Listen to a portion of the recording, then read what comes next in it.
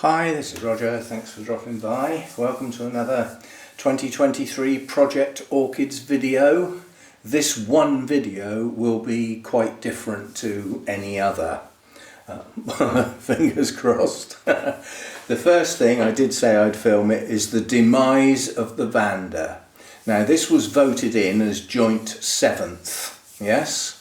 As you can see, it has ceased to be. The rot had gone too far up the stem.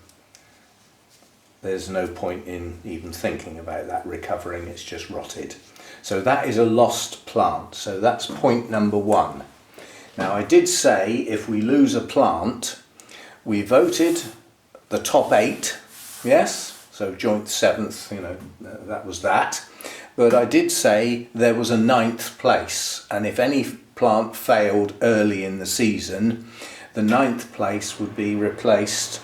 Oh, hang on, let me just turn that off for a minute or two.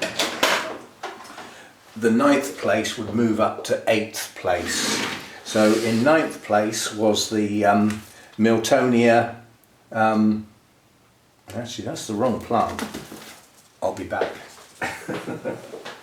No, it's not. I do tell a lie, so I'm getting myself in a muddle now. The label confused me because it just says Miltonia hybrid. And there are 2 that are like the species but not quite. And this one went to Bournemouth Orchid Society on their display table, so I had to have a label. And because it's not the pure species, I just had to call it a hybrid. So it's lost its name. But it's effectively a Morelliana, like Miltonia, and that will become plant number 8. Okay, so I won't go into that now because that's not today's video. Today's video is a different orchid altogether. So that's part 1. Now I'll close down and we'll move on to the actual video for today. Okay, so this is orchid number 2. This is a Renanthera, and it's Renanthera imschootiana, and out of all the Renantheras this is probably one of the rarest in the wild. It hasn't got such a wide distribution as the others. It comes from the Assam area, and then it's central and southern China, Myanmar, and down through Laos and Vietnam, so sort of around the edges of that large amount of land south of China. It's classed as rare and endangered in the wild, and it's on CITES list 1, I believe, which means all trade should cease. So why did I buy it then? Well, first of all, I didn't know at the time, but quite honestly, with things on the endangered list, you're as guilty buying it as the people selling it. But it's the people collecting them and exporting them that want, I'll say shooting, but that's probably too good for them. Now I'm going to try and get this out of here by threading these good roots back through that hole and pulling on the plant. And hopefully they will come out without breaking. I think they will. Now this has recently been watered, which is why it's very wet. Come on, gently. There we go. Right, so we've got some roots to work with.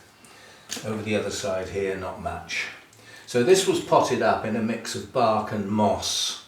But unfortunately, when it was potted up like that, most of the roots were outside of the basket. As in, like this. This is a good set of roots.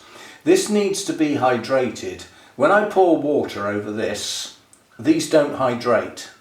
They need moisture around them for longer. So what I'm hoping to do is get rid of that for a start. We won't be using that, and the junk that goes with it. Now out of all the Renantheras, this is the one that's most temperature tolerant and is found at some quite reasonable elevations, and it can get quite cold at night, which was why I chose it. I thought, well, at least it's got a chance of surviving. This root is rotten, so that's got to come off. However, there are bits showing on here that might sprout out, so I'm only going to take it back to there. Right, so we have got roots. We've got these two big aerial roots that again are a nuisance because they don't hydrate by pouring water on them any sense. Now the idea is, what we're going to do with this is we're going to put it in there, and then we're going to put a lot of moss in here. A lot. So that this has got a very large amount of moss that's sitting in a tray. The tray can have water put in it which will wick up through the moss and then hopefully hydrate these roots, but still maintaining some air around them, because if they stay wet too long they will go soggy and then they will not work. So the idea is to just get this to sit in here with these roots in the moss. So I want it to, it'll have to go on the edge like that, so that the plant's got something to rest on so that it can grow on, and these roots will have some moss over the top of them. Again, it's loosely placed, it's not getting packed down at all, so there is air in round there as well, but I'm hoping that this moss will wick. And then the idea of placing it in that tray is I've got a water reservoir to keep the moss hydrated. The moss will also provide humidity around the plant. Now it's not going to be directly around the plant, but the humidity will be in the area. So I'm hoping that will help as well. Now these are often found in sort of ravines and gullies where the humidity would be quite high, but not necessarily high temperatures. And they can, as I said, they can get quite cool at night.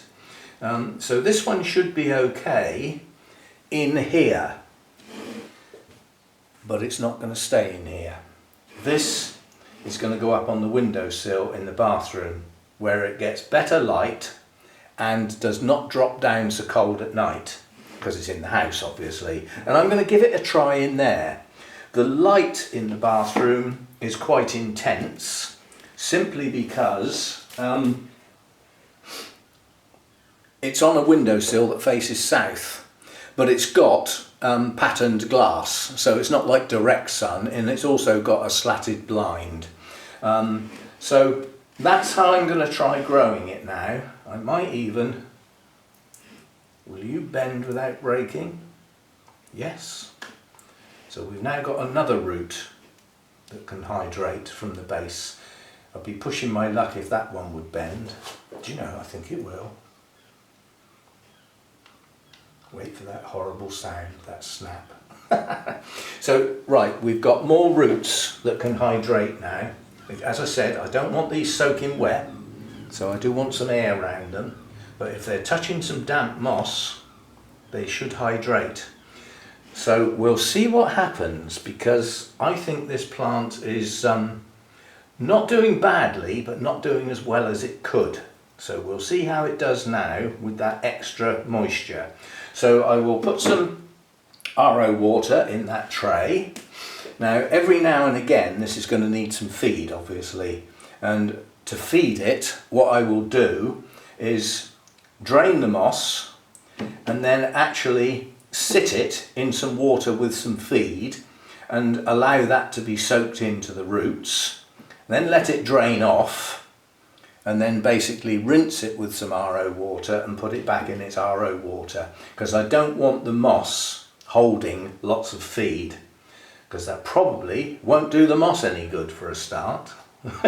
Moss would be used to just having rainwater. So there we go, I'm going to try growing it like that, and it's going to go up in an area where it gets a totally different type of light. It's brighter and it's more lit because of the sun coming through that window. Now these can bloom on 6-inch plants. It never has for me, and I'm hoping the change in environment might actually trigger this to spike. I mean, I've been told by several people that theirs has bloomed on a plant of a similar size, so we'll see what we can do this season. So that's how that's going to be grown for a while until it objects. And we'll see how we go. So again, that's orchid number 2, Renanthera imschootiana. And flowers on it are gorgeous. It hasn't flowered for me, but I think I might have a picture. If I have, I'll put it up. And we'll come back in 2 months' time and see how it's doing. And what I would hope to see is these roots branching or with some growing tips. In other words, coming back into active growth. That's what I'd like to see, because they haven't grown for a very long time. They've just been sitting there with stalled tips, not in active growth, no branching and no new ones. So we'll see what happens. So there we go. This is my only Renanthera. I started with 4. One didn't even last a month. That had rot in it when I got it, which was a bit annoying. And then one went to Carol, but I don't think it made it. And the other one rotted in the cold when I had the temperatures much lower out here, so that didn't make it. So this is the only one remaining, and in theory it's the one that should do best because it will tolerate the lower temperatures. We'll see how we go. Thanks for dropping by. See you next time.